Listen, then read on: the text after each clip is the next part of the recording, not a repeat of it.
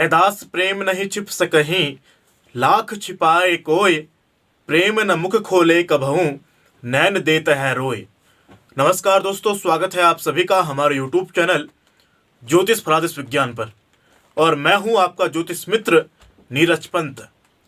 आज मैं आप सभी ज्योतिष प्रेमियों के समक्ष एक बहुत ही महत्वपूर्ण परिचर्चा को लेकर के उपस्थित हुआ हूं।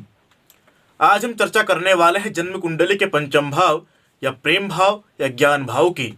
लेकिन आज की वीडियो के माध्यम से मैं आप सभी के समक्ष प्रेम की विशेष चर्चा को लेकर के उपस्थित हुआ हूं। प्रेम भावना प्रधान होता है और कोई व्यक्ति किसी से प्रेम करता है तो कौन ऐसा नहीं होगा जो अपने प्रेम को विवाह में परिणत नहीं करना चाहेगा।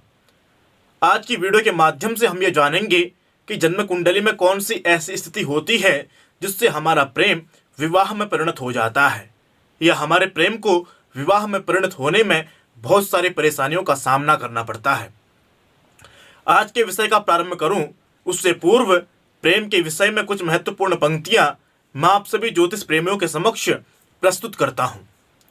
महाकवि रैदास कहते हैं, अगर कोई व्यक्ति किसी से प्रेम करता है तो लाख कोशिश करने के पश्चात भी वह अगर अपने प्रेम को छुपाना चाहता है तो भी वह अपने प्रेम को छुपा नहीं सकता। किसी न किसी माध्यम से उसका प्रेम बाहर आ ही जाता है। प्रेम न मुख खोले कबहूं, नैन देत है रोय। वैसे देखा जाए तो प्रेम का प्रकटन, प्रेम का वर्णन वाणी के माध्यम से संभव नहीं है।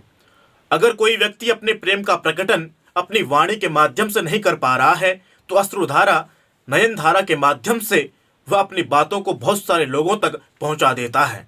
इसमें कोई संशय नहीं है। जैसा कि मैंने आपको पूर्व में कहा, प्रेम के विषय का वर्णन वाणी के माध्यम से संभव नहीं है। इस विषय में महाकवि पुष्पदंत, जिन्होंने महिम्न स्तोत्र की रचना करी, उन्होंने महिम्न स्तोत्र में भगवान के गुणानुवादों के विषय में एक श्लोक कहा। उस श्लोक का इतना अर्थ है, भगवान की महिमा, भगवान की कथा इतनी विस्तृत है, जिन कथाओं को माँ सरस्वती स्वयं अपने हाथों से लिखें तो भी भगवान का वर्णन पूर्ण नहीं हो सकता। इसी पद्य को आप सभी लोग प्रेम के विषय के साथ जोड़िएगा। महाकवि पुष्पदंत महिम्न स्तोत्र में कहते हैं, असित गिरि समम स्यात् कज्जलम सिंधु पात्रे, सुरतरुवर शाखा लेखनी पत्र मूर्विम, लिखत यदि गृहीत्वा शारदा सर्वकालम, तदपि तव गुणाना मीस पारम न याति। महाकवि पुष्पदंत कहते हैं, अगर माँ सरस्वती इस पूरी पृथ्वी को लेखनी पत्र बना करके और समस्त सुरतरुवर शाखाओं को लेखनी बना करके माँ सरस्वती स्वयं सर्वकालम नित निरंतर प्रेम के विषय में प्रेम का वर्णन इस संपूर्ण धरा पर करें तो भी इस प्रेम का वर्णन पूर्ण नहीं हो सकता। जब माँ सरस्वती अपने हाथों से प्रेम का वर्णन पूर्ण नहीं कर सकती तो सामान्य जीव की तो बात ही क्या है। जब प्रेम के विषय की चर्चा चल रही है तो 1600 ईस्वी पूर्व पुरुरवा उर्वशी के संवाद की हम चर्चा न करें, ऐसा हो नहीं सकता। रामधारी सिंह दिनकर की कुछ पंक्तियों के माध्यम से प्रेम के प्रति समर्पणता के भाव को मैं आप सभी के समक्ष प्रस्तुत करता हूं। असुर राज से पुरुरवा ने उर्वशी की रक्षा करी और उनसे पुरुरवा को प्रेम हो गया और प्रेम के प्रति समर्पणता को पुरुरवा अपनी पंक्तियों के माध्यम से प्रस्तुत करते हैं। आप सभी जानते हैं, प्रेम के समक्ष चाहे कितना ही बलवान क्यों ना हो, महारथी क्यों ना हो, वह समर्पित हो जाता है, वह अपने समर्पण का भाव ही रखता है। इसलिए उर्वशी के समक्ष पुरुरवा अपनी पंक्तियों के माध्यम से अपने समर्पणता के भाव को रख रहे हैं। महर्षि पुरुरवा कहते हैं, रामधारी सिंह दिनकर की पंक्तियों के माध्यम से उन पंक्तियों को, उनके भावों को मैं आप सभी ज्योतिष प्रेमियों तक पहुंचा रहा हूं। शब्दों पर विशेष ध्यान दीजिएगा, आपको बहुत आनंद आएगा।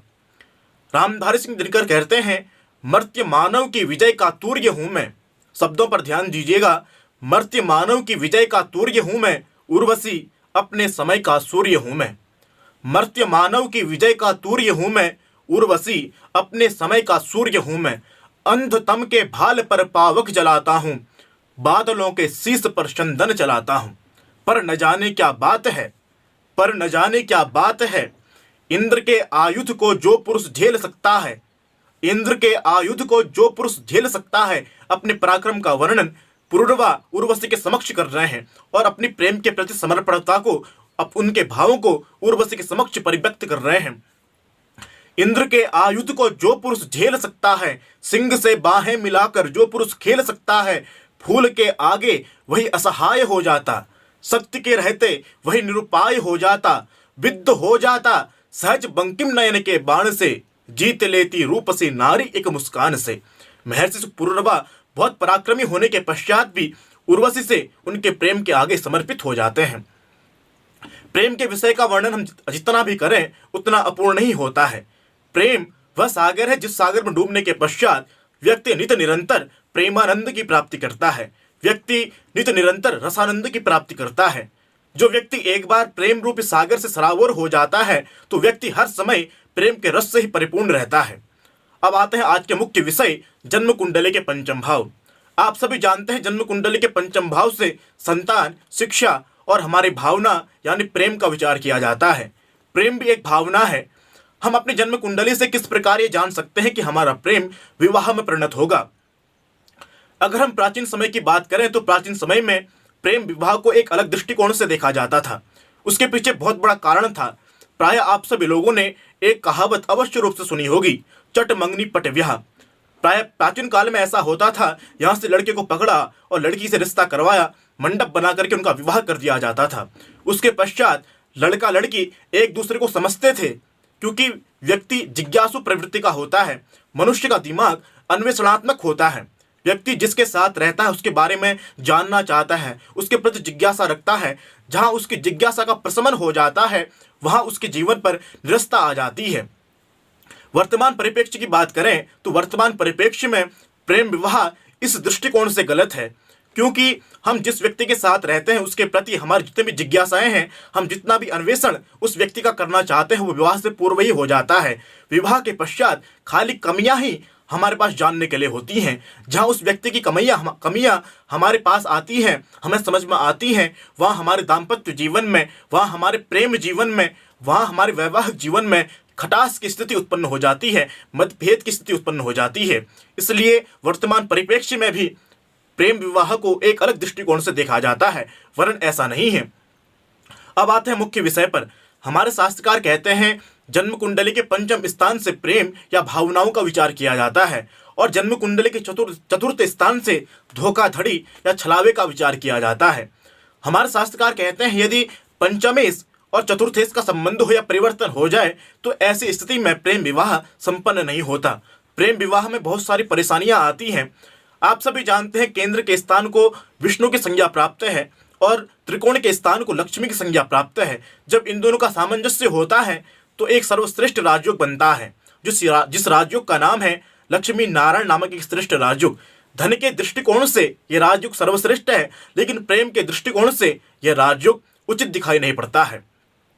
पहला कारण, यदि चतुर्थेश और पंचमेश का परिवर्तन हो तो प्रेम विवाह सफल नहीं होता है, या पंचमेश जो पंचम स्थान का स्वामी है वह जन्म कुंडली के चतुर्थ स्थान से संबंध बना ले तो भी हमारा प्रेम विवाह सफल नहीं होता है। हमारे शास्त्रकार कहते हैं यदि जन्म कुंडली पंचम स्थान का स्वामी जन्म कुंडली के द्वितीय स्थान, चतुर्थ स्थान, षष्ठम स्थान, अष्टम स्थान और द्वादश स्थान से संबंध बनाए तब ऐसी स्थिति में हमारा प्रेम विवाह सफल नहीं होता है। और इसके विपरीत हम चर्चा करें तो हमारा पंचमेश जन्म कुंडली के लग्न स्थान या एक नंबर या तृतीय स्थान पराक्रम स्थान, साथ ही साथ पंचमेश पंचम स्थान पर ही हो, सर्वश्रेष्ठ स्थिति। यदि हमारी जन्म कुंडली में पंचम स्थान का स्वामी सप्तम स्थान से परिवर्तन कर रहा है या सप्तमेश के साथ संबंध बना रहा है या सप्तमेश के साथ युति करके विराजमान है तो ऐसी स्थिति में निश्चित ही हमारा प्रेम विवाह होता है, इसमें कोई दो राय नहीं है।